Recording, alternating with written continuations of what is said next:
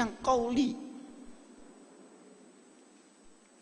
Sementara di pondok-pondok yang lain itu bahasa Arab dikhususkan untuk membaca kitab-kitab akwal fiqhiyah itu. Nah, di sini ada plus minusnya. Kalau khusus untuk membaca kitab, itu sekalian bahasa Arab dengan terkibnya, sehingga utawi ada ikunya, mana fa'il, mana maf'ul, mana tamyiz, mana naibul fa'il, itu ketahuan semua sambil jalan.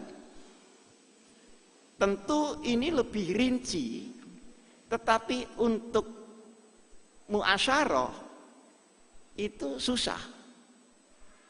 Sehingga kadang-kadang banyak orang yang kritik.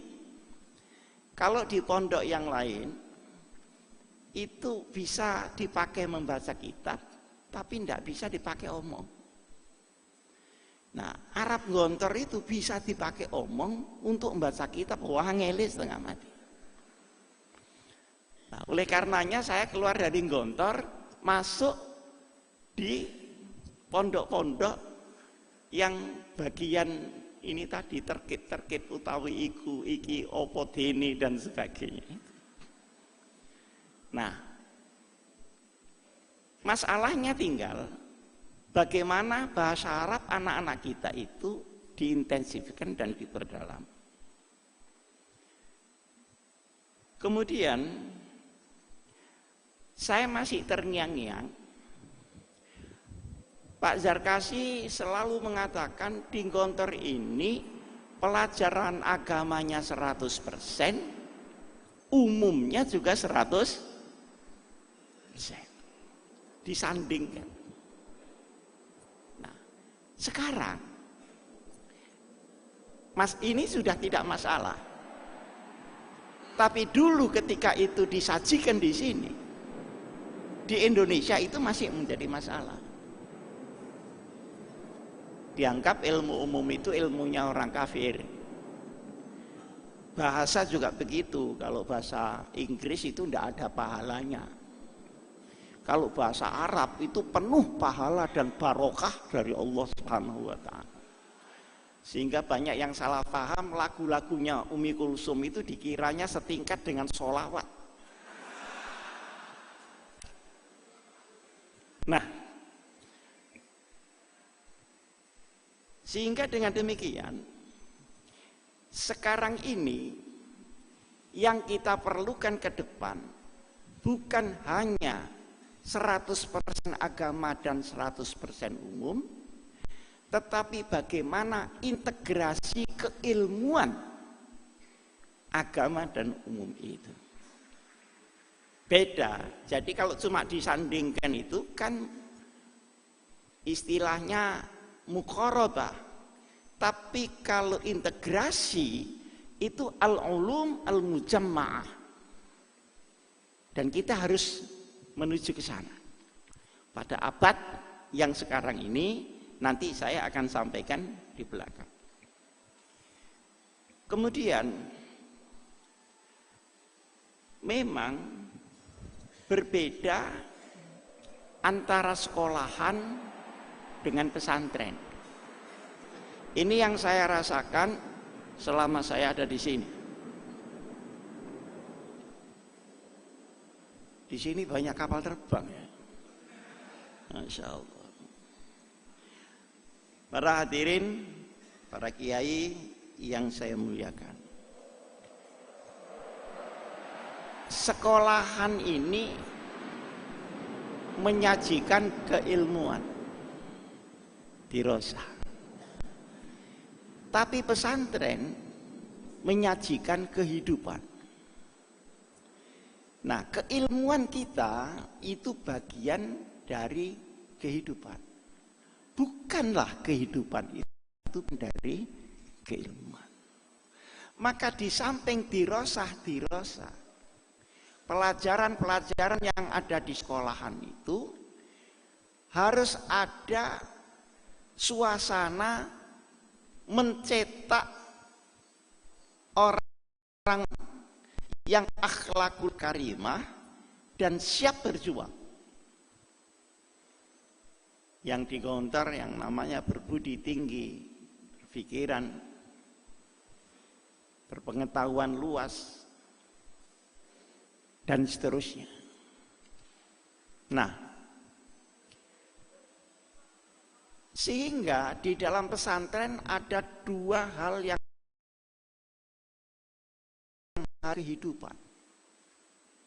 Kehidupan ini menyangkut akhlak, menyangkut jalan pikiran, dan menyangkut masalah perjuangan ke depan sebagai bagian dari amanat.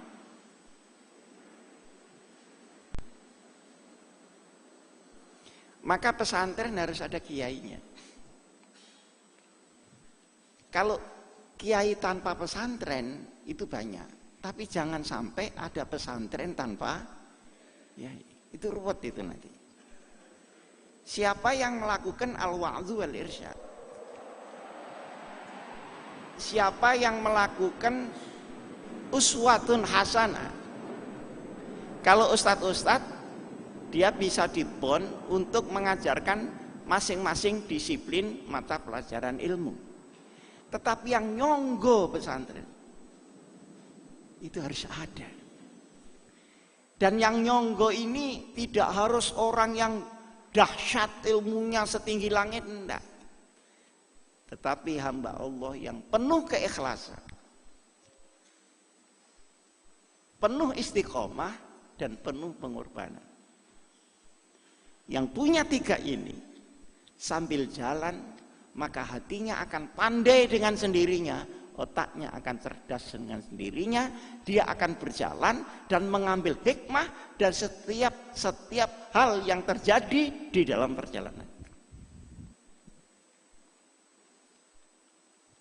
Mempunyai keilmuan yang dari dalam. Saya juga berpikir bagaimana konsepsi KMI itu bisa lahir. Saya kira tidak semuanya itu aspirasi dari luar, referensi yang dibaca oleh Trimurti, tapi pengembangan daripada ruhan wa fikratan yang ada di dalam beliau-beliau sendiri.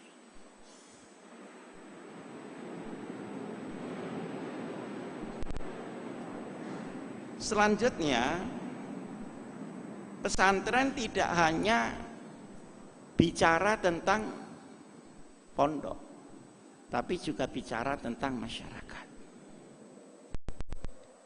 Bicara tentang masyarakat.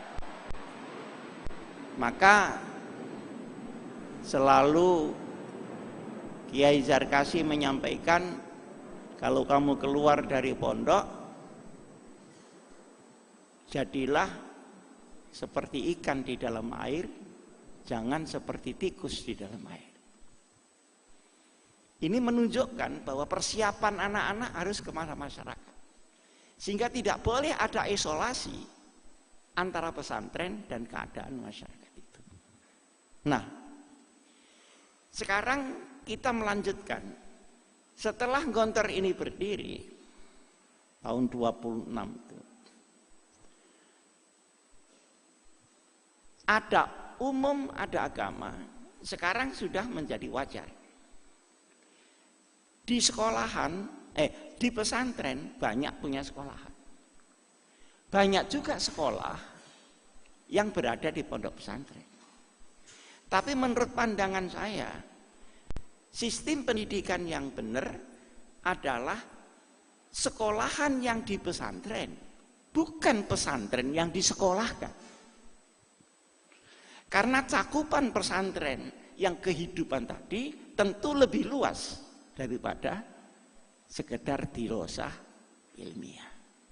Ini harus dijaga. Kenapa? Karena sekarang sudah sangat banyak roh pesantren itu mundur justru karena dirosahnya. Seharusnya roh daripada pesantren itu mengayomi pemikiran dirosiah daripada sekolah-sekolah yang berada di pesantren itu. Dan kalau bisa menggunakan, maka ini menjadi lebih bagus. Saya nanya sama Kiai Hasan, di Muqaddasah bagaimana Kiai? Oh, di sana ada sekolahannya, ada tahfiznya. Wah, ini gitu. Juga banyak pesantren-pesantren yang lain juga seperti itu. Tapi yang dijaga adalah bagaimana sekolah itu diayomi oleh ruh pesantren, karena ruh pesantren itu yang mempunyai uswah, pembentukan karakter dan sikap perjuangan yang tidak masuk kurikulum di dalam sekolahan-sekolahan. Para ulama sekalian yang saya muliakan, begitu kokohnya tahan konsepsi yang tadi saya sebut. Konsepsi pertama tentang uswah hasanah. Uswah hasanah ini harus di-backing dengan disiplin. Karena karomah seorang kiai itu tidak selalu konstan dari generasi ke generasi. Maka harus ditopang dengan sistem kedisiplinan. Saya masih ingat Pak Zarkasi dawuh di sini, selama pondok ini masih menggunakan disiplin yang baik, insya Allah pondok ini tetap manfaat. Nah, artinya apa? Karisma, karomah dari ulama ini mesti harus ditopang dengan kedisiplinan. Karena karisma ini dari generasi ke generasi kadang konstan dan kadang juga tidak konstan. Untuk melestarikan agar tidak ada penurunan daripada kualitas, maka kedua-duanya diharapkan ada pada sistem pesantren itu. Ini cerita saya yang saya rasakan selama saya di sini. Nah, ini termasuk bel disiplin. Cuma sekarang suaranya kok enggak begitu nyaring, kenapa? Kempret ini.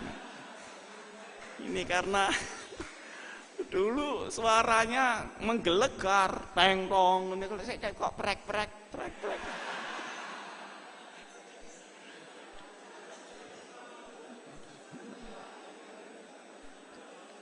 Ya mungkin karena sudah sering diginikan, jadi mungkin retak-retak itu. Nah, sekarang kita maju sedikit sebelum bicara KMI abad yang kedua. Kita maju sedikit bagaimana posisi sistem pemikiran KMI untuk negara Republik Indonesia.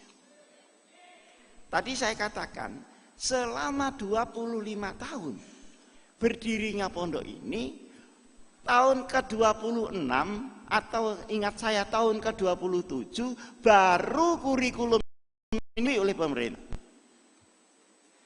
Dan hebatnya lagi, diakui atau tidak diakui, kurikulum itu tidak ada. Ini kata beliau. Dan ini tidak cukup hanya ditepuk tangani saja. Apa bisa diistiqomah apa tidak? Bayangkan saya ini tahun 62 keluar dari sini. Cuma dikasih kertas ini dimasukkan amplop dan amplopnya juga tidak begitu jelas. Ini putih apa kelabu? Isinya cuma satu lembar, bunyinya begini. Menerangkan bahwa nama Ahmad Hasyim bin Muzati, nomor induk 2037. Pada tanggal ini dinyatakan tamat belajar kelas 6 di KMI Gontor. Tamat itu sudah a'lal aliyin ketika itu. Karena di bawahnya itu ada pakai istilah menyelesaikan kelas 6. Di bawah itu pernah duduk.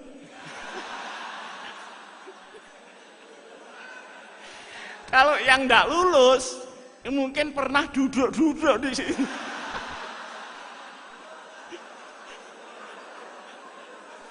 Jadi, alhamdulillah, saya ini ijazah surat keterangan itu enggak ada ijazahnya. Surat keterangan, di bawah keterangan enggak ada nomornya lagi. Di situ diteken Kiai Zaryasi aja, sudah. Bagaimana nih sekolah lain-lain bisa terima?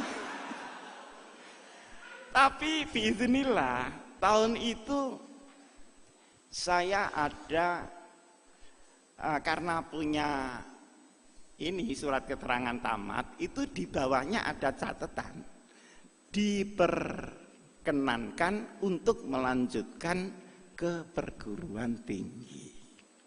Ada yang di situ keterangannya harus mengabdi di pondok sekian tahun. Saya mungkin karena itu masih sighor dari saya itu.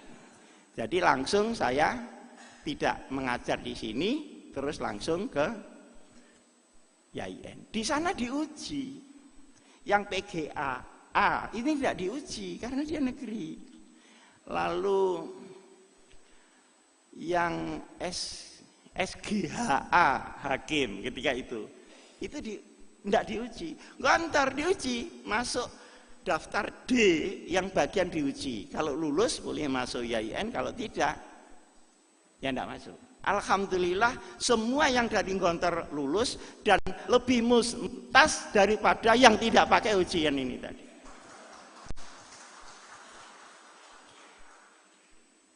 Tapi yang perlu diperhatikan itu kekokohan di dalam mempertahankan metodologi kurikulumnya ini. Kenapa?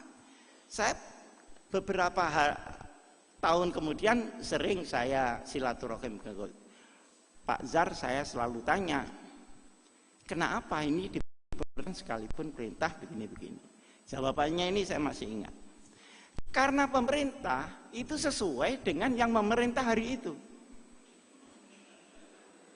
Nanti kalau berubah, berubah lagi. Lah kita pendidikan berubah-ubah. Kita bisa lelah karena berubah, bukan lelah karena mendidik. Pikir-pikir bener juga. Buktinya yang sekolah-sekolah itu ganti-ganti buku berapa kali itu Bapak? Bukunya, minimal gambarnya lah yang ganti. Sehingga prinsip ini tidak boleh dibongkar dengan situasional. Nah, sekarang setelah kita masuk abad yang kedua, bukan kita kepingin mengubah KMI, kita tidak ingin warisan itu kita keluar dari istiqomah.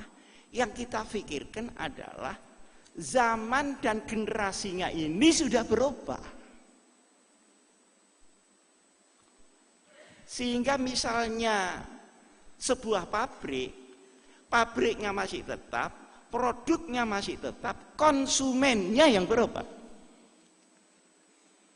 Nah, bagaimana kita meladeni konsumen tanpa harus mengingkari prinsip-prinsip dasar yang ada pada KMI itu? Di sini biasa menggunakan kaidah al-muhafazah alal qadimis sholeh wal akhdhu bil jadidil aslah. Nilai lama yang bagus ini harus dijaga, dikembangkan. Tetapi bersamaan dengan itu, nilai yang baru yang memang mau tidak mau harus kita ambil karena dia kelihatan lebih baik, maka kita ngambil. Masalahnya sekarang, pertama, di dalam muhafazah alal qadimis sholeh wal akhdhu bil jadidil aslah itu ada beberapa kerawanan di situ. Kerawanannya pertama, bagaimana mengatur metodologi pengembangan dari al qadimus sholeh ke al jadidul. Pertama. Yang kedua, al qadimus sholeh ini kita pilih pokok-pokoknya untuk dilestarikan, tetapi yang baru yang akan kita adopsi ini harus ada keyakinan bahwa itu al-jadidul aslah, bukan al-jadidul akbah. Karena jadid itu kan Masya Allah, judud itu kan banyak sekali. Ini seperti pasar. Maka di dalam memilah al-jadid khusus untuk yang al-aslah, itu tetap diperlukan patokan, dan patokannya adalah al-qadim salih. Tapi kita tidak bisa menghindari perkembangan itu. Kalau di Gontor, fikihnya fikul wadah tidak terlalu jelimet. Tapi kalau di pondok-pondok pesantren yang saya ikuti setelah saya dari Gontor, misalnya fikih Fathul Qorib, takrib itu, Fathul Qorib. Itu kalau orang jual beli, itu harus pakai akad, dan akad ini harus diomongkan. Kalau enggak, jual belinya tidak sah. Ya saya beli loh Pak, oh enggak saya jual. Kalau enggak ada itunya, itu dianggap enggak sah. Nah, sekarang keadaan perdagangan seperti ini. Setiap kita mau beli, masa harus ngomong? Misalnya kita mau mengambil uang kita di ATM, saya mau ngambil loh ya. Ya masa begitu? Kata ATM-nya ambil-ambilan wes gitu. Tambah medeni. Jadi akad yang menggunakan kata-kata bisa ndak diganti kwitansi, diganti kesepakatan, dan sebagainya dan sebagainya. Ini maksud saya pengembangan begitu. Tapi berangkat harus dari miqat al-qadim salih. Kalau tidak, kita akan ketemu al-jadidul akbah. Sekarang banyak anak-anak muda kita, terutama yang dari pesantren malahan. Mungkin Ustadz Amal, Ustadz Hamid, apa itu tahu. Orang yang liberalis, pikirannya bebas. Jadi ya kalau cocok Quran ya dipakai, tidak cocok ya tidak dipakai. Itu. Jadi kadang-kadang yang menyalahkan malaikat Jibril, kenapa kok menurunkan ayat ini begitu barang. Nemeni mereka itu sampai begitu. Nah, jangan lupa loh, mereka itu kebanyakan dari pesantren loh. Jadi anak-anak santri ini ada yang sudah bosen soleh, Ustaz. Karena dari mana dia bosen solehnya itu? Saya kok disuguhi begini-begini terus, yang rigid, jumud dan tidak berkembang. Maka dia cari pengembangan sendiri tanpa manhaj dan tanpa berangkat mikot yang jelas. Akhirnya ya begitu. Membuat yang aneh-aneh. Nah, setelah orang lain tahu kalau ini aneh, kemudian dianehkan sekali. Dibakukan keanehannya itu, dikirim kembali ke umat Islam, akhirnya menjadi konflik-konflik di situ. Nah, sementara yang tidak mau perkembangan sama sekali, ini sangat kaku. Akhirnya terjadilah benturan antara agama dan negara yang tidak berkesudahan. Tidak mengisi, tapi mendekonstruksi daripada sebuah stelsel negara. Nah, sehingga al-wasatiyah ini harus segera kita cari formatnya begitu. Formatnya bagaimana? Anak-anak yang liberal itu kebanyakan dari pesantren. Tapi anak-anak yang keras-keras itu kebanyakan dari universitas umum.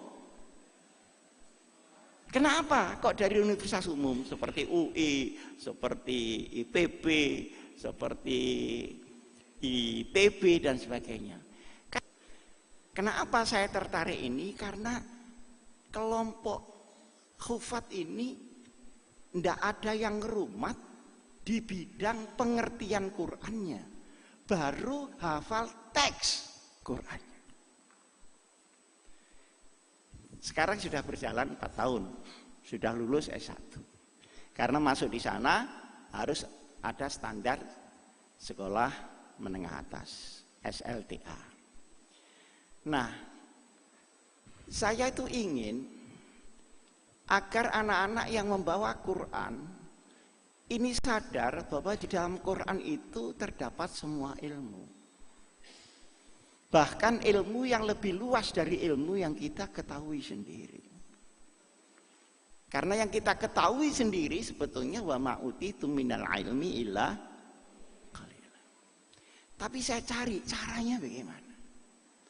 Nah, jadi saya di Depok, semua santri saya itu hafal Quran, kecuali kiainya. Nah, kiai ini Pak Khalil, kiainya enggak hafal Quran, cuma koordinator penghafal.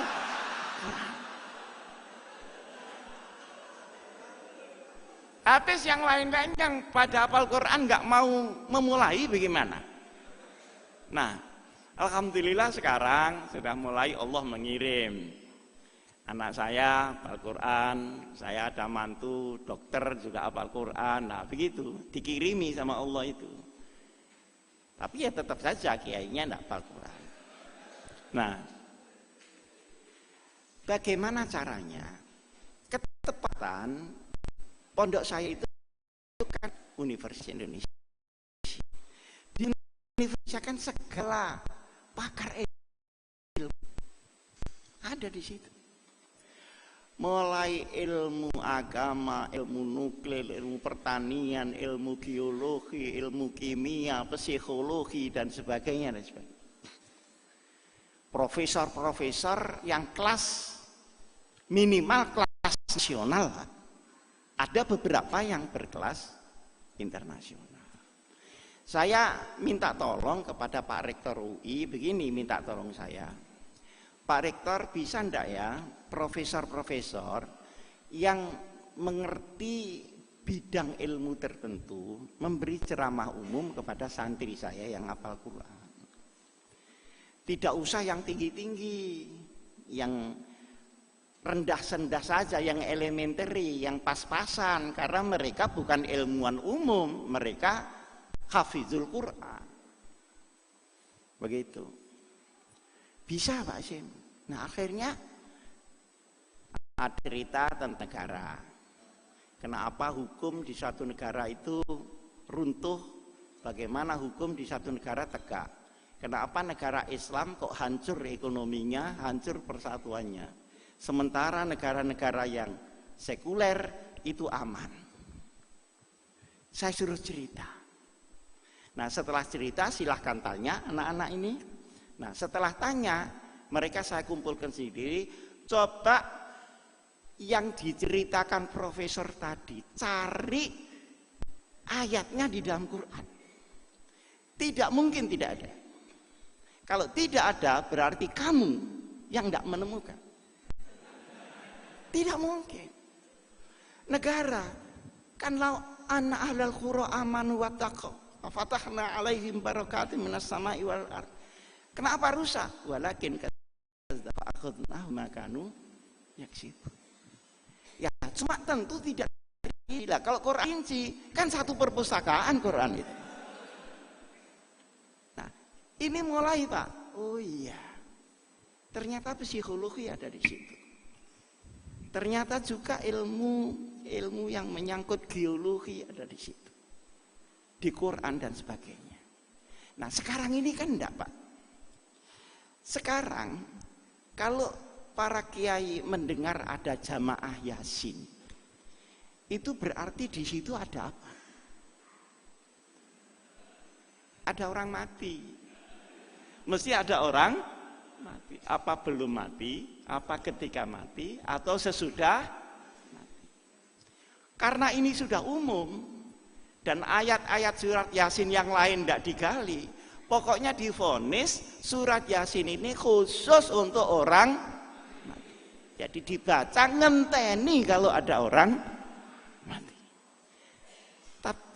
Tapi apa iya ayat-ayat daripada surat Yasin itu untuk orang mati? Ya memang ada dalilnya, monggo mawon dibaca, tidak apa-apa. Tetapi harus sadar anak-anak kita bahwa di dalam surat Yasin tidak hanya ayat kematian, tapi juga ayat kehidupan, ayat matahari, ayat geologi, ayat-ayat ilmu falak, kosmografi. Kenapa ini tidak dibongkar? Sebagai bagian dari wahyu Allah kepada kita melalui Rasulullah Sallallahu Alaihi Wasallam. Ini yang saya sebut al-ulumul mujamma'ah fil Quran. Jadi integrasi daripada ilmu-ilmu itu. Nah, selanjutnya alhamdulillah ya setelah 4 tahun ini berjalan ngertilah bahwa yang dihafal itu tidak hanya teks. Yang dihafal adalah mengandung sesuatu yang tidak terukur bagaimana gunanya, ketinggian dan kedalaman.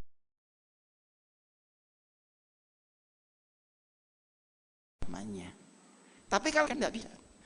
Nah, kemudian kegunaan yang lain tidak ketika menerangkan Quran di depan orang-orang intelek. Kenapa? Karena dia sudah diberitahu alur daripada al-aql wan naql yang sambungannya kepada al-ayatul kauniyah. Sementara sekarang yang kita pelajari adalah ayat-ayat tauhid, ayat ibadah, ayat muamalah seberapa. Tapi ayat-ayat kauniyat ini tidak pernah tergali, digali oleh orang lain sehingga teknologi dan sebagainya milik mereka, bukan milik kita. Nah, menghadapi abad ini sudah mulai harus kita pikirkan. Selanjutnya, saya setelah kesana melihat kerusakan-kerusakan yang ada di negara-negara Islam, melihat kerusakan-kerusakan yang ada di umat Islam. Kesimpulan saya adalah yang al-Islamu ya'lu wa la yu'la alaih itu Islamnya sebagai ajaran. Tapi orang Islamnya bisa saja dia rusak dan hancur di mana-mana. Ketika dia sudah renggang dengan keaslian syariat.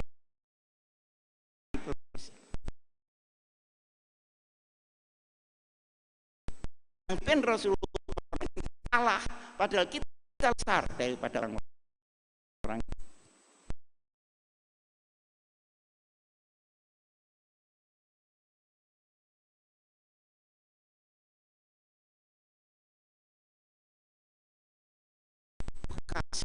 Mujadalah billati ya terhadap serangan-serangan yang masuk keilmuan Islam.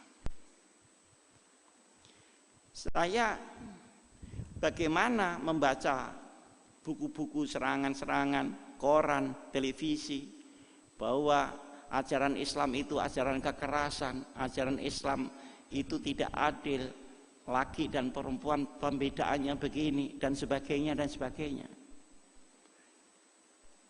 Mereka menyerang advokasi yang rasional sekalipun tidak benar, tetapi rasional didukung oleh sebuah media yang hampir 90% media di dunia ini milik mereka. Sehingga terjadilah kemudian penguasaan publik opini. Sementara ajaran-ajaran kita terus didesak minggir. Seakan-akan Islam tidak demokratis. Seakan-akan Islam tidak menghargai hak asasi manusia.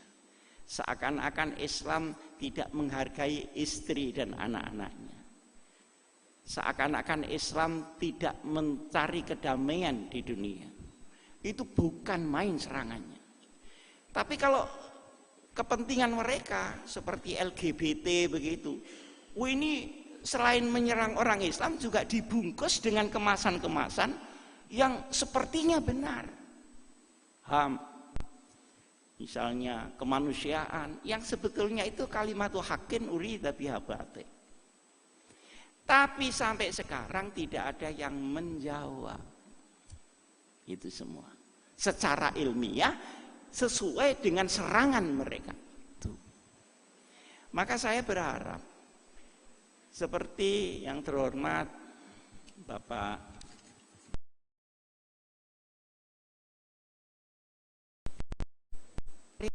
apa enggak untuk memikirkan soal ini.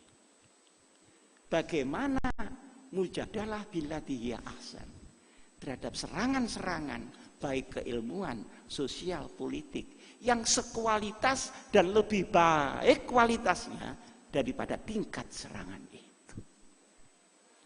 Ini kalau tidak ada yang menangani, ini bisa bobol syariat ini. Karena anak-anak kita setelah 100 tahun ini kosong, kita tidak sempat ngisi, terisi oleh publik opini yang diciptakan melalui media-media itu. Kita di belakang hari akan kehilangan rakyat. Anak-anak kita akan keluar dari anak kita dengan sendirinya tanpa disadari oleh orang tuanya sendiri.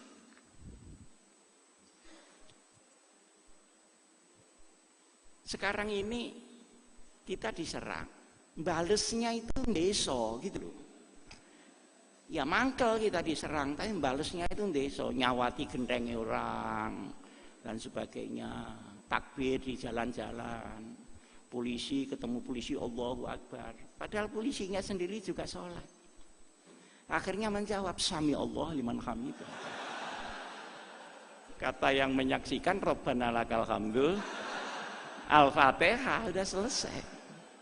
Ini kan tidak klop antara serangan dengan kita menangkisnya, ini tidak klop. Nah ini perlu difikirkan tersendiri, dan yang memikirkan pribadi-pribadi yang memang di dalam hatinya ada sifat hawariyun yang tidak menginginkan apa-apa kecuali ridha Allah Subhanahu wa ta'ala. Kalau diembel-embeli kepentingan ini berani, tapi ini rahasia, jangan ngomong. Saya ngajak pergi keluyuran kemana-mana, itu mencari sumbernya penyerangan ini dari mana. Ternyata sumbernya itu ada di California, ada di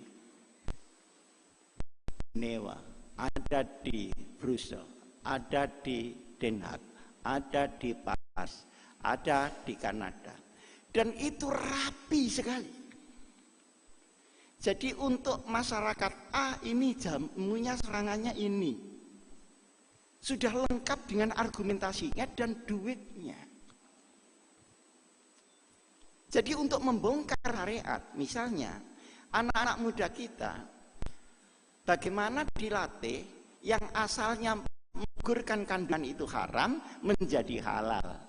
Nah ini kursus 10 hari biayanya segini. Sudah berubah, 10 hari sudah. Bagaimana kawin sejenis menjadi halal, menjadi sah.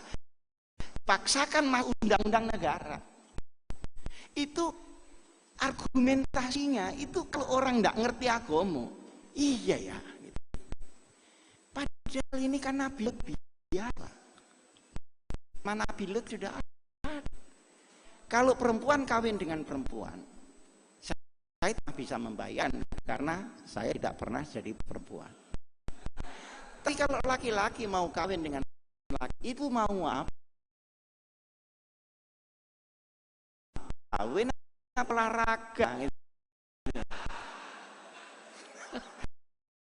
Kalian fetish kenapa? Tetapi menggiringnya ini yang membuat terkesima. Termasuk intelektual kita juga terkesima. Seakan-akan intelektualitas keislaman itu tidak sah kalau tidak sama dan disestempel dengan serangan-serangan. Ini kan bahaya. Kalau memang ada di antara kita yang mengambil inisiatif itu, saya akan sepenuhnya membantu. Karena di sini memerlukan berbagai macam tokoh keilmuan pada seluruh bidang. Tidak hanya bidang agama formal saja, sehingga setiap serangan bisa dirundingkan bagaimana membalasnya dan siapa yang harus menulisnya. Itu pun masih harus menghadapi media yang sangat berat, menghadapi percetakan yang mahal. Kompas itu sekarang diberikan saja, itu sudah untung, tidak usah dijual. Nah kita itu kelasnya baru buletin, sablon, lillahi ta'ala, ya barokah, begitu aja. Jadi enggak imbang. Tapi saya yakin kalau ini gerakan kita lakukan, gerakan ini dari Gontor, saya yakin insya Allah yang lain-lain juga akan nyaut. Karena yang diperlukan orang yang mukhlis, yang hawariyun. Man ansari ilallah. Sekarang ini seperti ansari ilallah. Tapi seperti. Akhirnya barokah dari Allah juga seperti. Seperti berjuang, padahal itu seperti. Kata Kiai Sahal, yang kok Bali ya koyok-koyok. Koyok-koyok diparingi, padahal ora diparingi. Nah, sekarang serangan-serangan ini sudah menjadi gerakan politik. Yang komunisme lah, yang demoralisasi lah, yang narkoba lah, yang ini. Dan semua sasarannya itu adalah Indonesia dan Islam. Karena Indonesianya penuh energi dan penuh potensi alamnya, penduduknya Islam. Maka tidak akan lolos dari serangan itu. Dan kita memang tidak mungkin meminta serangan itu tidak ada, karena itu bagian dari sunnatullah. Walan tajida li sunnatillahi tabdila.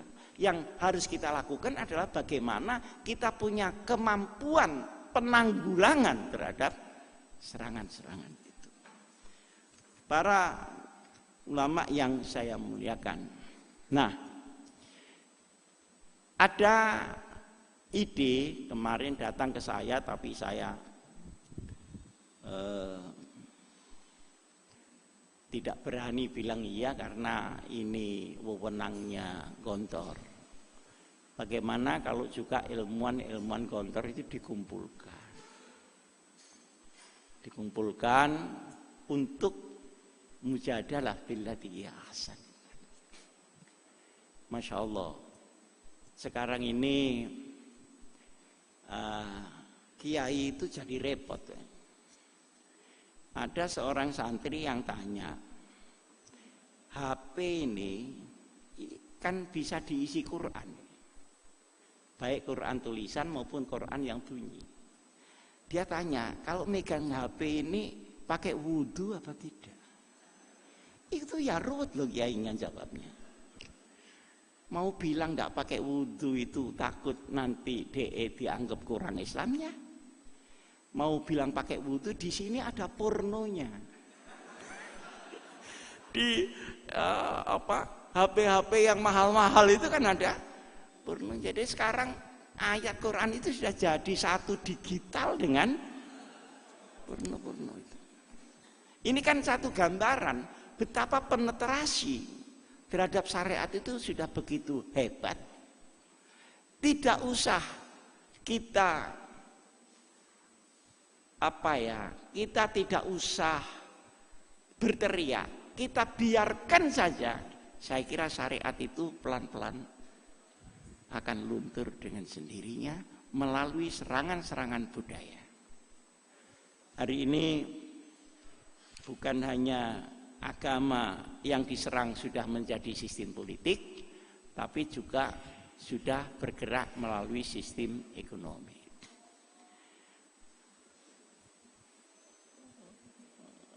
Dari jumlah kekayaan Indonesia Itu yang 80% dipegang oleh orang-orang bukan Indonesia asli yang jumlahnya hanya 1,5% dari jumlah bangsa kita.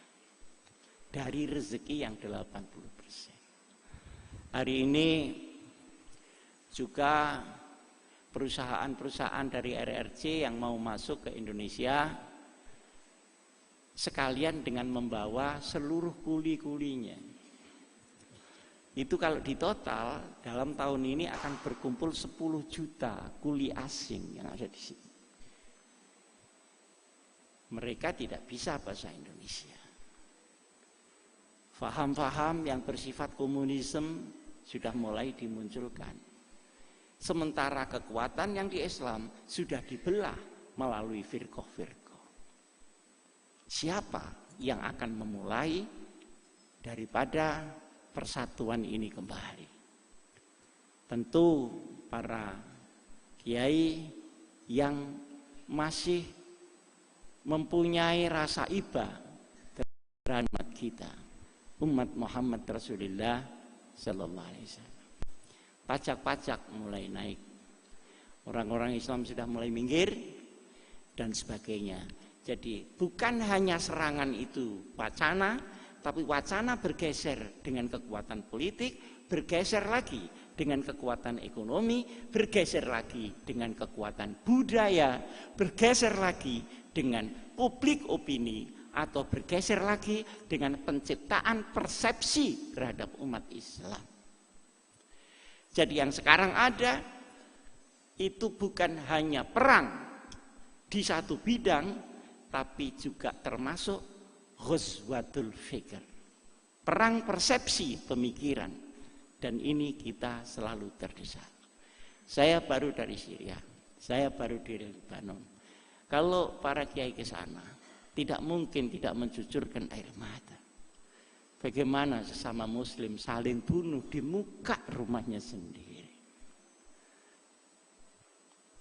Hanya karena dia meletakkan fanatisme golongan di atas kepentingan Islam.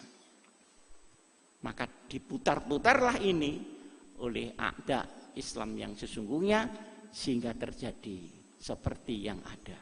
Semoga hal ini tidak masuk ke Indonesia.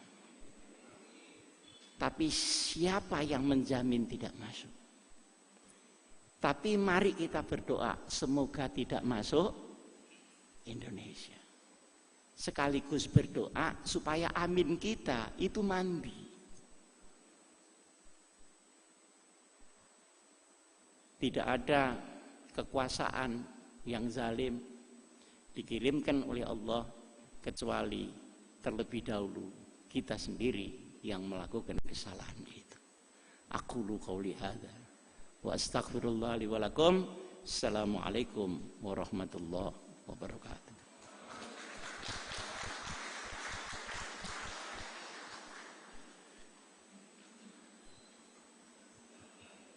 Kita turun.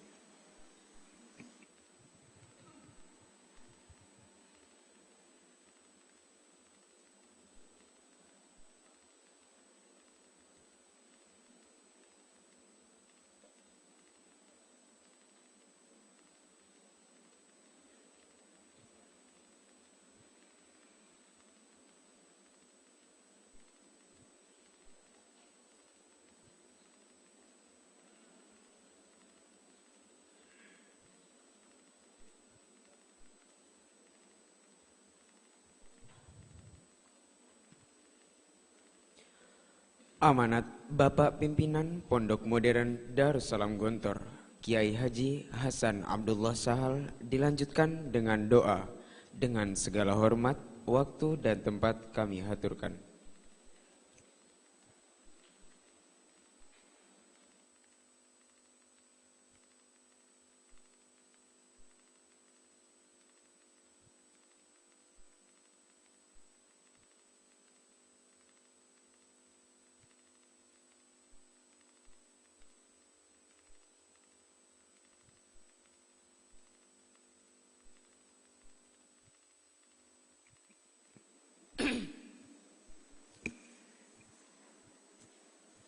Bismillahirrahmanirrahim. Alhamdulillahirabbil alamin, arrahmanir rahim, maliki yaumiddin. Iyyahu na'budu wa iyyahu nasta'in wa nastahdihi siratal mustaqim, siratal ladzina an'ama Allahu minal nabiyyin was-siddiqin wasyuhadaa'is shalihin wa hasuna ulaika rafiqa. Dzalikal fadlu minallah wa kafa billahi alima. Ghairil maghdubi 'alaihim minal yahud wasuhyuniyin wal almaniyin wal liberaliyin wal kurang ajariyin wal dhalin minal musyrikin wal mulhidin wal nasraniyin wal kahanah wad dukuniyin. Asyhadu an la ilaha illallah wahdahu la syarikalah ilahul awwalin wal akhirin. Asyhadu anna Muhammadan abduhu wa rasuluhu sayyidul mursalin wa imamul mujahidin at-tahirin sallallahu alaihi wa alihi wa sahbihi ajma'in. Hayyikum tahiyatan islamiyah khaira tahiyatin fil alamin. Wa tahiyatul islam hiya salam. Assalamualaikum warahmatullahi wabarakatuh.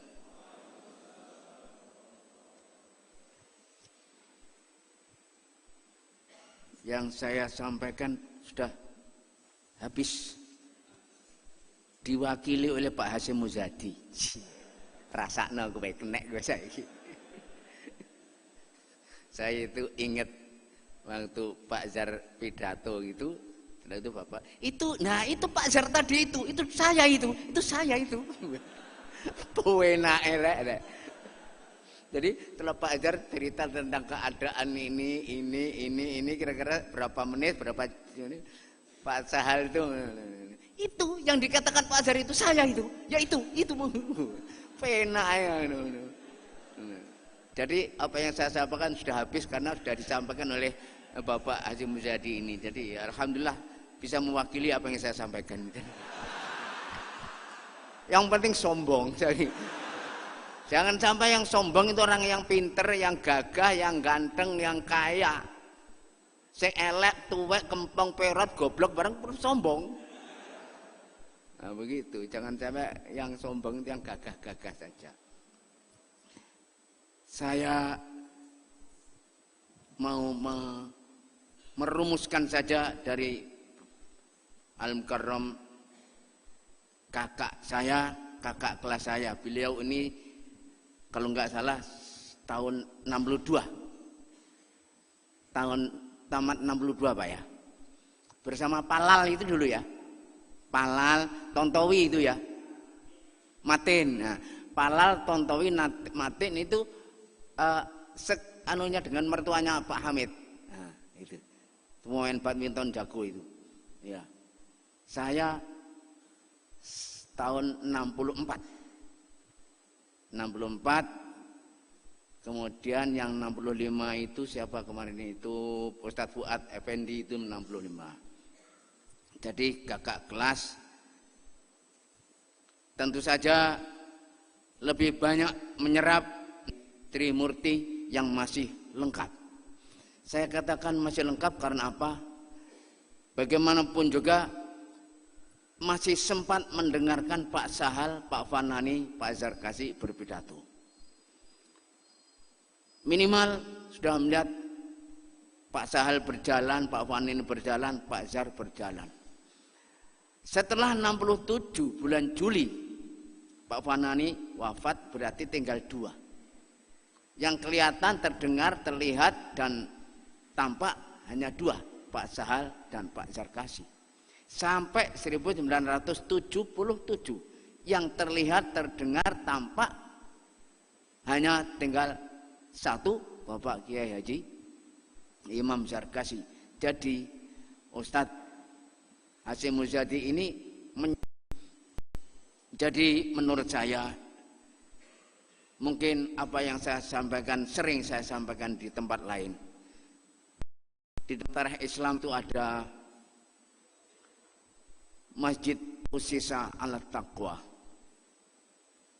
Di sana ada masjid saingannya yang namanya Masjid Tiror.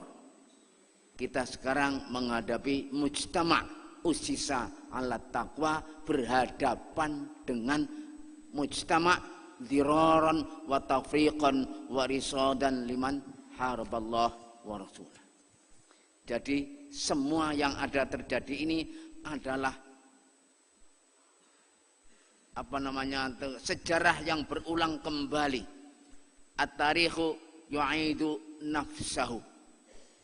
Jadi apa yang terjadi sekarang ini adalah konspirasi daripada mujtama' dhirar wa tafriq wa irsad liman haraballah wa rasulah. Jadi di sana ada konspirasi untuk menghancurkan kita. Alhamdulillah, surga terbuka. Jangan sampai kita bertanding dengan klub yang pemainnya ayanen.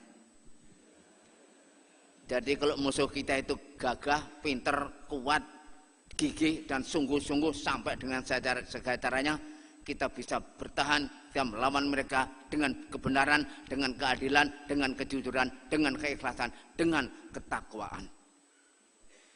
Insya Allah kita menang. Tidak usah menunggu bagaimana mereka itu ayanen atau ambeien. Berarti surga ini masih terbuka. Ya, surga kita yang ada di depan saya ini umumnya adalah surga-surga di lembaga pendidikan. Saya bergembira sekali bahwasanya kita yang berada sini memilih lembaga pendidikan yang ini paling urgen, yang harus kita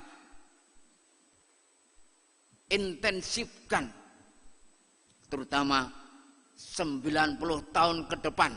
Ini 90 tahun ke belakang sudah lewat, ini akan 90 tahun ke depan yang nanti pasti akan 100 tahun pondok modern ini, yang saya tidak tahu saya masih di atas bumi atau di bawah bumi. Karena yang ada di depan saya ini kira-kira 10% sudah, hanya tinggal 10% yang ada seumur saya. Ini pada Ustadz Khalil, mungkin anta Aisyah, Thamania atau 47 syahr Mai, ana Mai, nanti kam sama Mai. Oh, dia di atas saya 3 minggu. 7 Mei, saya 24 Mei. Jadi kalau gitu di atas saya sedikit. Jadi kalau dihitung hanya beberapa orang. Ustadz Samsul Hadi Abdan juga di atas saya 2 tahun, 3 tahun. Dan Ustadz Akrim masih di bawah saya, Pak Amal di bawah saya. Jadi yang jelas, subhanallah. Makanya tadi malam saya katakan, meskipun bukan hadis, saya selalu siap untuk antamuta, wa'mal li akhiratika ka'annaka tamutu ghadan. Meskipun bukan hadis, antum yang masih muda harus selalu berpikir ka'annaka ta'aishu abadan. Inilah mengestafetkan nilai-nilai pondok modern, nilai-nilai perjuangan untuk kemuliaan umat dan bangsa. Sehingga nilai pondok adalah kepondok modernan, kepesantrenan, dan jangan lupa kemodernan. Mensinkronkan dua ini yang hampir sama dengan al-muhafadzah alal qadim soleh wal akhdhu bil jadidil aslah. Artinya bagaimana mensinkronkan antara kultur pondok pesantren dan struktur kemodernan yang harus dijalankan, karena yang akan datang itu sudah bukan jadul lagi. Yang akan datang itu adalah sesuatu yang banyak medannya, banyak tantangannya, banyak penentangnya. Sedangkan kita belum tentu siap atau tidak untuk menghadapi itu semua. Tetapi alhamdulillah pondok pesantren masih ada, masih diminati, dan masih bisa tegak seperti yang ada di depan saya ini semuanya. Insya Allah akan tegak dengan nilai-nilai pondok pesantren. Rumput tetangga tampak lebih hijau. Bisikan tetangga terdengar lebih manis dan lebih merdu. Jangan terbawa ke sana kemari. Nilai-nilai yang positif, nilai-nilai yang prinsipil tidak usah berubah. Maju ke depan tetapi sesuai dengan akhlakiyat, syariat daripada Islam kita. Inilah pondok pesantren yang menurut saya yang diarahkan, yang jadi target musuh Islam adalah pesantren. Sulit karena pesantren mempunyai doktrin keterbukaan yes, intervensi no. Ini Pak Kiai kalau sudah mengatakan keterbukaan yes, intervensi no. Pernah saya lukiskan 100 dokter bersepakat untuk memutuskan karena di pondok ada wabah penyakit. Putuskan santri suntik massal. Semua tanda tangan 100 dokter santri suntik massal demi kesehatan santri semuanya. Kalau tidak cabut, wali murid cabut. Pak Kiai berpikir. Habis itu jawab, tidak disuntik, tidak. Mau cabut, cabut. Mau keluar, keluar. Mau pulang, pulang. Hari ini kamu cabut, besok pagi ribuan datang pondok ke sini. Itu Kiai. Fahimtum? Kok enggak ada setuju? Enggak setuju ya? Jadi kamu ini orang demokrat banget nih. Inilah Kiai. Keterbukaan yes, intervensi no. Enak aja. Santri datang sendiri, mau dicabut sendiri, ambil. Siapa yang suruh datang? Paham tuh?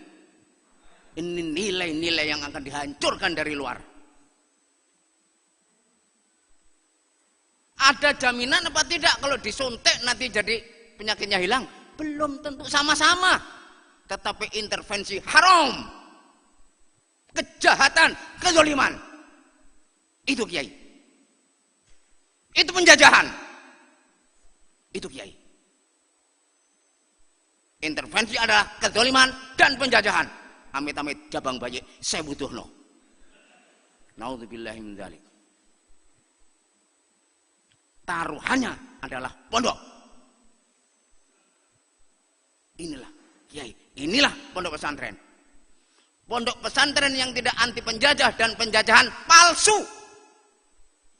Kiai yang tidak anti penjajah dan penjajahan palsu. Murahan, sampah perjuangan.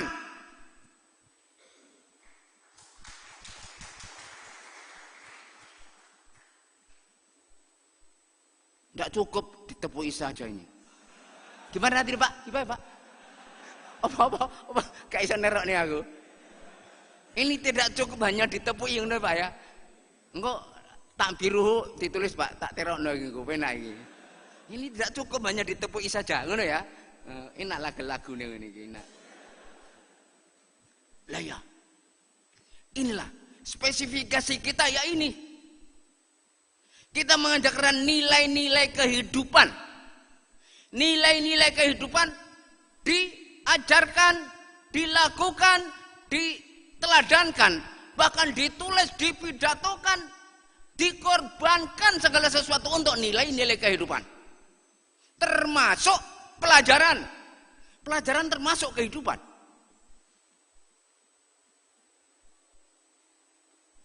Difahamkan kepada anak-anak semuanya dengan pengorbanan.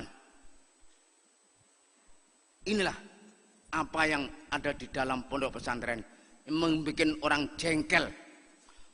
Kita dipecah belah, itu kerjaan sana. Mengapa? Karena mereka juga pecah belah. Karena mereka juga berpecah-pecah. Musuh Islam itu berpecah-pecah. Tahsabuhum jami'an wa qulubuhum syatta. Tidak pernah bersatu mereka, tidak pernah. Oh, imperialis tidak pernah bersatu. Antara Yahudi dengan Yahudi tidak bersatu, antara Kristen dengan Kristen tidak bersatu, antara Buddha dengan Buddha tidak bersatu, dan sebagainya dan sebagainya. Orang yang anti Islam tidak bersatu. Tahsabuhum jami'an wa qulubuhum syatta. Yang paling ditakuti adalah innamal mu'minuna ikhwah. Mereka pengen agar Jibril itu lupa itu, tidak menyampaikan innamal mu'minuna ikhwah. Ayat yang paling ditakuti, yang paling disengiti, yang paling diserang adalah innamal mu'minuna ikhwah. Sampai NU nggak mau menerima hisab, Muhammadiyah nggak mau ru'yah, gara-gara satu Syawal, satu Ramadan. Gara-gara apa? Gara-gara orang luar menghilangkan innamal mu'minuna ikhwah. Maka hari ini Lebaran, besok Lebaran, akhirnya yang untung adalah poketisme. Hari ini khutbah, besok khutbah kantongisme. Ala madhab al-imam al-Jaibi. Kiai-kiai, ulama-ulama, tokoh-tokoh masyarakat. Loh kok tertawa itu loh? Yang tertawa mesti podoi. Sing guyugi mesti. Nah iya. Lah ya. Mau itu ngontor, simpang siur ini. Wah ini ada Ustaz Hasyim Mujadi. Wakeh Pak. SMS wakai untung habis ini. Alhamdulillah sekarang enggak punya SMS ya, enggak punya nomor telepon ben. Mas, gontor mulai Ramadan kapan? Mulai berpuasanya kapan Pak Hasan? Tak jawab. Gontor mulai berpuasa tanggal 1 Ramadan. Lah ya enak dah. Dijawab itu. Halo, Pak Hasan punya telepon genggam? Punya. Saya kalau di dalam pakai genggam nggak pernah saya gigit. Lah ya mosok tanya telepon genggam. Saya jawab, saya kalau telepon genggam nggak pernah gigit, nggak bisa. Begitu. NU Muhammadiyah nggak mau bersatu bukan karena hisab, bukan karena ru'yah, karena harga diri. Sampaikan PBNU, sampaikan PP Muhammadiyah. Omong kosong, Hasan tidak percaya. Kok gak keplok ini? Gak setuju ah? Ini mesti anggota NU, anggota Muhammadiyah ini. Ini hanya harga diriisme atau poketisme al-imam al-madhab al-Jaibi. Poketisme Hanafi, Maliki, Syafi'i, Hambali, Jaibi. Astagfirullah. Ya Allah. Ini yang paling dimusuhi ya ini. Apalagi pesantren dikejar. Karena apa? Ada pancajiwanya yang namanya ukhuwah. Nah, pancajiwa ini bom spiritual pondok pesantren. Keikhlasan itu bom spiritual. Kesederhanaan bom spiritual. Ukhuwah Islamiyah bom spiritual.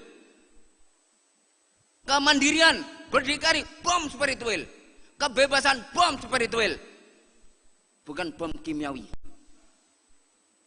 Meledak-ledak terus kalau ada penjajah dan penjajahan.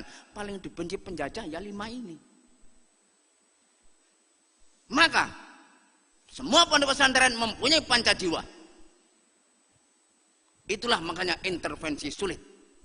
Dengan keikhlasan, ikramul ilmi wal ulama, barokah. Kultur pesantren ikhlas, ridho, barokah.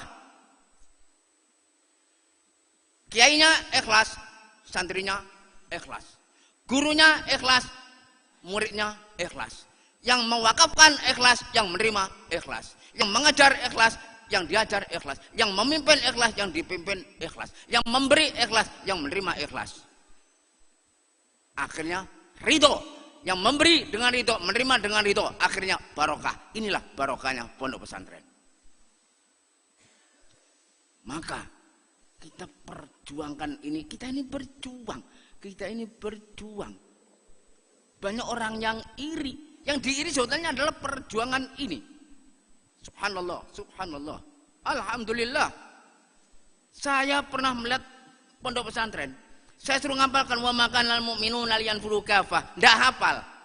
Loh, kemana ini pondok ini? Wajib fardu ain ini. Wa makanal mu'minuna liyanfiru kafah. Falaula nafara min kulli firqatin minhum ta'ifatun liyatafaqahu fid din ila akhir ayah. Ini adalah fardu ainnya pondok pesantren. Liyungdiru qaumahum. Termasuk liyungdiru presiden, liyungdiru calon presiden, liyungdiru eksekutif, yudikatif, legislatif, tip yang lain. Jadilah presiden yang menjadi yungdir semua presiden, biar menjadi presiden yang baik, karena rusaknya dunia karena presiden yang tidak baik. Itu tugas pondok pesantren. Kok diem? Kok nggak tepuk? Oh, tapi tepuk saja gak cukup. Lah ya. Pak Khalil kok semangat sekali Pak Khalil ya? Kasihan Pak Khalil itu masih subhanallah, saya dikasih sehat. Saya itu 95% sehat. Sakit saya cuma sariawan ini yang kadang-kadang jengkelkan. Pak Khalil pernah agak sakit, udah sehat Pak ya? Sehat ya, ya, enggak apa-apa. Saya dikasih sehat, alhamdulillah masih bisa bermanfaat insya Allah. Masya Allah. Bagaimana pondok pesantren kalau hilang jiwa liyungdiru qaumahum? Habis misal risalahnya habis. Yang berkualitas. Ada kata-kata mi'ah tadi. Mi'ah sana. Ada mujaddid dalam hadis itu. Saya ingat hadis yang lainnya itu. Satajiduna an-nasa ka'ibilin mi'ah la tajidu fiha rahilah. Suatu ketika kamu nanti akan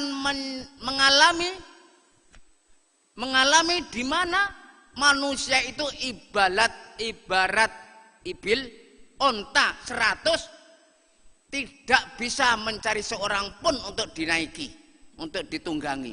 Karena apa? Kualitasnya rusak semuanya. Inilah bangsa kita, kualitasnya diturunkan. Satajiduna an-nasa ka'ibilin mi'ah la tajiduna fiha rahilah. Al-hadis. Jadi ini kualitas-kualitas. Apalagi kualitas yang akan datang. Subhanallah. Tadi sama dengan Pak Haji Muzadi, saya itu di mobil. Piye? Ndang ho paling ndi? Golek ono, ndang wis nang golek ono nanti mengalami satu mobil itu satu keluarga. Ini. Anu Pak, 300. Ngendi kuwi? Kok roh? Lagi nang kene iki. Jadi pesan hotel itu di pakai handphone itu, spek tuwek tenan aku itu. Ya sudah, yang akhirnya itulah zaman sekarang. Ndak sempat, ndak usah. Assalamualaikum. Anu ada kamar kosong, ndak ada lagi sekarang. Ndak ada. Jadi Pak Haji Muzadi kalau masuk hotel, tok. Mbak, resepsionis ada kamar kosong, ndak model, iki ndak ono. Iki wong kamso iki, come from desa iki. Sekarang sudah tahu harganya berapa, kamarnya berapa yang kosong, yang kelas kan begitu ya. Itu dari mobil itu sudah pakai itu semuanya. Iya. Subhanallah. Yang akan datang lebih lagi. Yang akan datang lebih lagi, apalagi subhanallah. Ini juga perang juga. Perang mengisi itu dan bagainya. La haula wala quwwata illa billah. Yang paling enak aku enggak punya. Aman. Kok takut? Karena apa? Subhanallah, kalau anak-anak sekarang punya handphone, motor, kamera, TV, udah pulsa, bensin, jajan, ngerumpi, ngeluyur. Siapa yang membina? Siapa yang membina? Untung ada pondok pesantren. Kemarin ada. Kalau sudah jam 11, anak-anak sekolah Jam 11 istirahat. Ada yang di depan sekolahan merokok, ngobrol-ngobrol, menunggu bel pelajaran terakhir, ngomong laki-laki perempuannya ini jam sebagainya. Dan apa yang diomongkan? Nanti kita habis ini kemana? Jam 2 nanti ini kemana? Yang dipikir tidak pernah berpikir yang ada hubungannya dengan hidup, moral, kerja baik, tidak ada. Yang dipikir ngeluyurnya, acaranya, yang semuanya tidak. Kekosongan, kesibukan dalam kekosongan, sibuk dalam kekosongan. Ini yang harus kita isi. Adanya yang sampai sore itu mana namanya? Full day. Full day ribut. Karena apa? Orang tua sudah bingung. Ada yang tidak setuju, ada yang setuju. Pondok pesantren 24 jam. All day and night lagi. Alhamdulillah. Dengan segala kekurangannya pondok pesantren masih bisa. Ya, kita tetap mudah-mudahan kita bukan hanya menganalisa. Jadi kata ini mahasiswa itu penyakitnya itu ada masalah, ada analisa. Tapi tidak ada solusi. Ngomong, debat, seminar, ini dan sebagainya. Semuanya menganalisa. Masalah, analisa. Tidak ada solusi.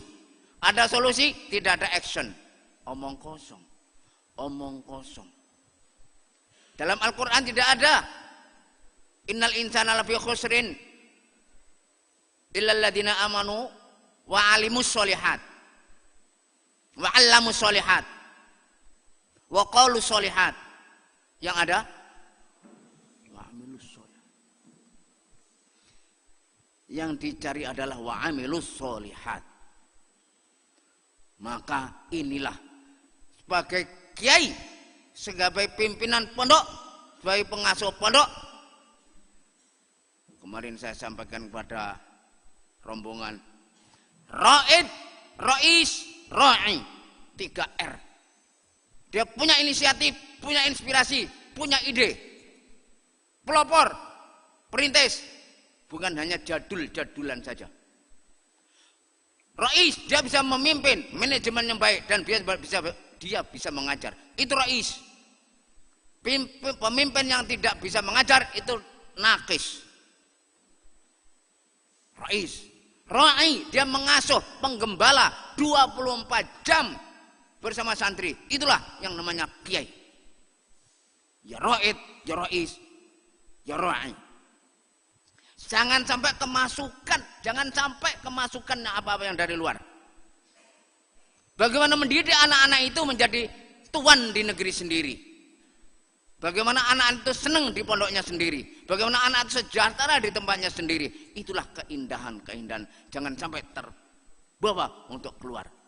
Apalagi kalau ada istilah kurikulum yang disampaikan Ustadz Azim Muzadi tadi tepat sekali itu.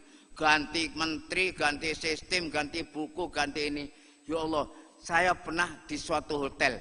Di hotel ada orang bukan alumni Gontor, doktor dia, profesor mungkin ya. Kebetulan anaknya itu di Gontor. Dia tuh sering nguping. Dia sering datang ke sini ke masjid situ, dengarkan pidato, melihat kehidupan anak-anak, melihat ini sampai dia berkecimpung dalam pendidikan. Apa katanya? Indonesia ini ndak usah pakai kurikulum 2013, 2016, 2000 berapa itu? 9, 2000 ini. Udah, sekarang perlu di sekolah-sekolah itu di Indonesia itu ada namanya kurikulum Gontor.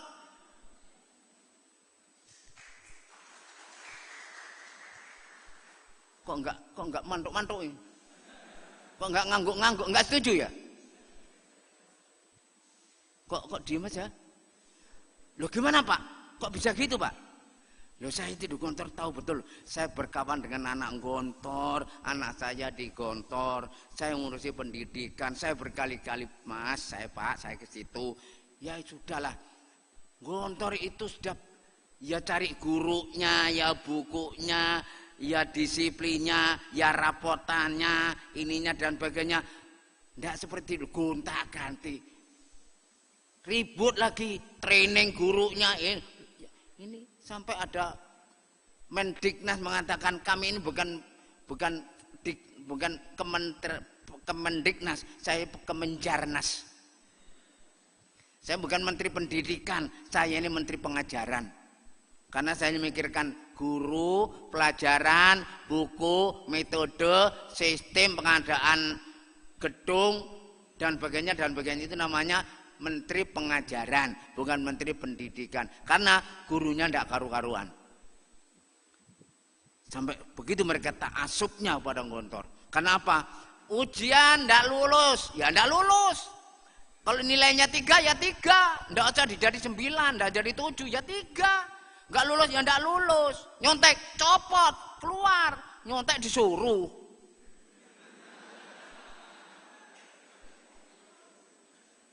Saya itu curiga. Mudah-mudahan suudzon saya itu benar. Menteri-menteri itu umurnya sekarang berapa kira-kira? 50 ya? Menteri-menteri itu kira-kira 50, 60 ya? 50. Mulainya ada nyontek itu tahun berapa? Zaman saya enggak ada nyontek, betul. Saya tidak bergaya suci. Ustaz Khalil ya, zaman kita enggak nyontek itu enggak ada. Enggak naik, enggak nalin, enggak lulus itu zaman kami.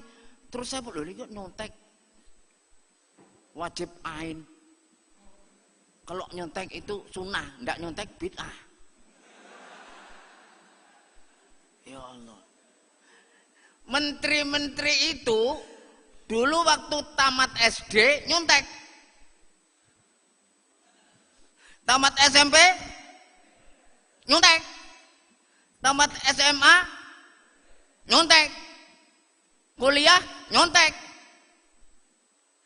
nulis skripsi minjem, nyontek, nyuruh orang, dokter nyontek. Wah, akhirnya jadi menteri, menghadapi masalah, menghadapi ujian nyontek luar negeri karena goblok. Indonesia, orang-orang Indonesia kalau menghadapi masalah selalu nyontek. Karena apa? Budaya nyontek sejak kecil. Astagfirullahaladzim. Kok diem? Gak rela kamu ya? Illa ma rahima rabbi. Kalau sudah saya tutup illa ma rahima rabbi, aman. Artinya apa? Saya tidak mengadili kecuali orang-orang yang baik. Illa ma rahima rabbi, illa man rahim. Itu orang-orang sekarang, tokoh-tokoh sekarang itu tidak mempunyai harga diri, tidak punya jati diri. Karena apa? Karena mereka tidak mempunyai ilmu, akhirnya nggak percaya diri. Ada masalah, tanya luar negeri. Ada masalah, tanya buku-buku luar negeri. Ada masalah, tanya orang-orang luar negeri. Ada kesulitan, tanya negara-negara luar negeri. Inilah kenapa sejak kecil mereka membudayakan nyontek. Saya tidak tahu ini kira-kira pondok-pondok alumni ini nyontek apa enggak ya, wallahu alam. Nyontek hukumnya apa?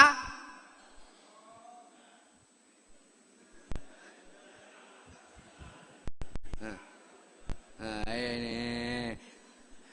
Pak Kiai. Penonton, bohong itu dosa apa enggak?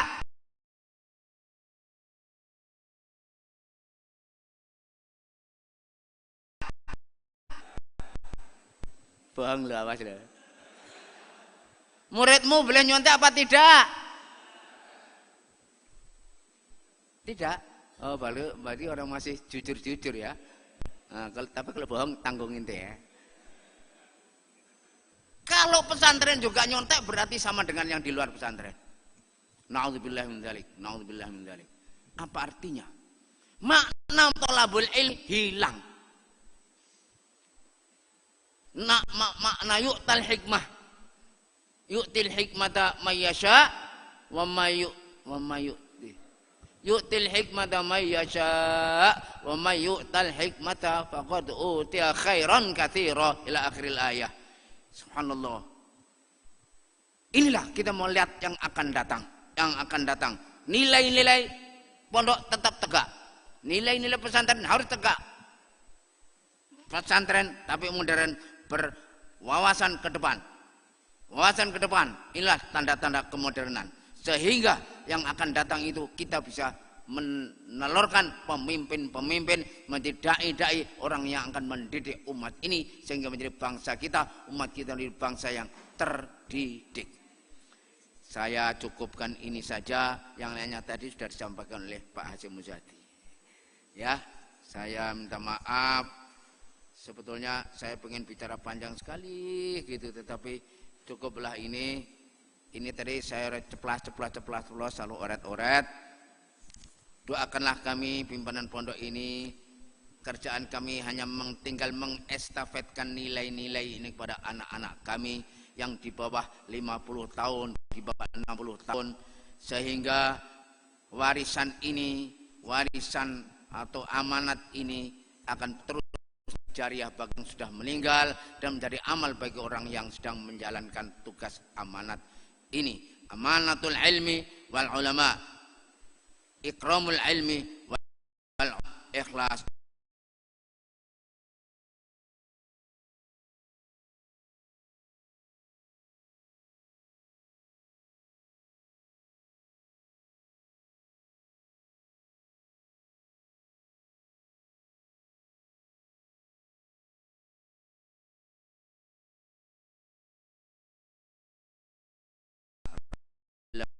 Wastaghfirullah li wa lakum. Ja'alallahu wa iyyakum jami'an minal ladzina yastami'una al-qawla fayattabi'una ahsanah. Ulaika alladzina hadahumullah wa ulaika hum ulul albab. Al-Fatihah. Bismillahirrahmanirrahim. Maliki yaumiddin. Iyyaka na'budu wa iyyaka nasta'in. Ihdinas siratal mustaqim. Siratal ladzina an'amta 'alaihim ghairil maghdubi 'alaihim waladdallin. Amin. Lana wa liman huwa haqqun 'alaina minal mu'minina wal mu'minat.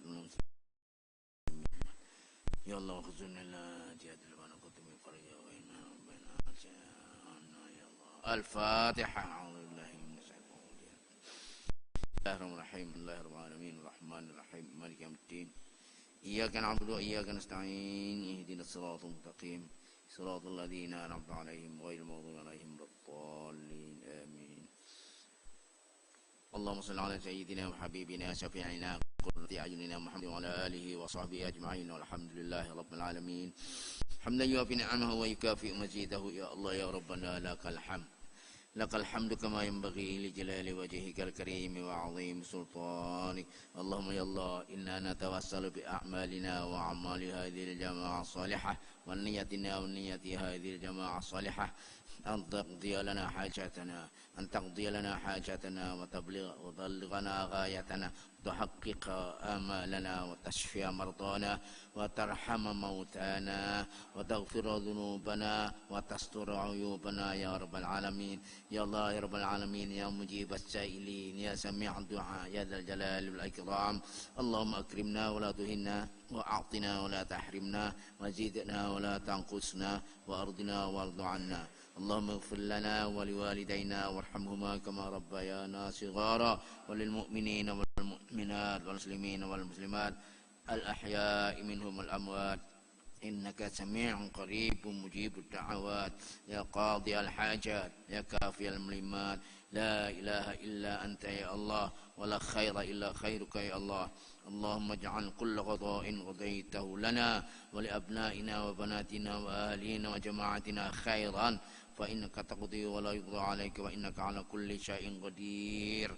ربنا هب لنا من أزواجنا وذرياتنا قرة أعين واجعلنا للمتقين إماما. اللهم يا الله ربنا هب لنا من أزواجنا اللهم ربنا هب لنا من أزواجنا وذرياتنا قرة أعين واجعلنا للمتقين إماما. ربنا افتح بيننا وبين قومنا بالحق وأنت خير الفاتحين. اللهم سهل أمورنا وأمور والدينا وأمور معهدنا دار السلام ومعاهد المسلمين جميعا لإعلاء كلمتك ولإقامة شريعتك يا رب العالمين. اللهم وفق أنصار معاهدنا إلى ما فيه صلاح الإسلام والمسلمين وارزقهم رزقا حلالا طيبا مباركا وأنت خير الرازقين. اللهم أمنا في أوطاننا وأصلح أئمتنا وولاة أمورنا واجعل ولايتنا في من خافك واتقاك واتبع رضاك وأقام شريعتك يا رب العالمين. يا الله ربنا احكم بالحق يا رب العالمين. ربنا احكم بالحق يا رب العالمين. إنك تعلم ولا نعلم إنك أنت علام الغيوب وتقدر ولا إنك على كل قدير. يا الله يا رب العالمين يا مجيب السائلين. ربنا أوزعنا أن نشكر نعمتك التي أنعمت علينا وعلى والدينا وأن نعمل صالحا ترضاه وأدخلنا برحمتك في عبادك الصالحين وأصلح لنا في ذرياتنا إنا تبنا إليك وإنا من المسلمين. ربنا آتنا من لدنك رحمة وهيئ لنا من أمرنا رشدا. ربنا آتنا في الدنيا حسنة وفي الآخرة حسنة. اللهم طول أعمارنا لعمل الصالحات وترك السيئات واختمنا بحسن الخاتمة راضية مرضية ظاهرة وباطنة ووفقنا بشفاعة رسول الله صلى الله عليه وسلم. سبحان ربك رب العزة عما يصفون وسلام على المرسلين والحمد لله رب العالمين. الفاتحة. بسم الله الرحمن الرحيم. صراط الذين أنعمت غير المغضوب عليهم خصوصا إلى جهاد فرق الفاتحة. الحمد لله العالمين الرحمن الرحيم صراط الذين أنعمت غير المغضوب عليهم. السلام عليكم ورحمة الله وبركاته.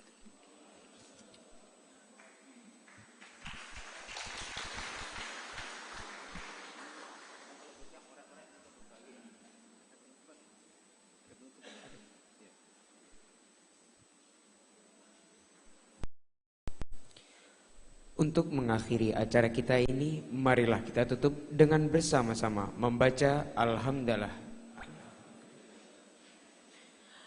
Ada kurang lebihnya, kami mohon maaf yang sedalam-dalamnya. Wassalamualaikum warahmatullahi wabarakatuh.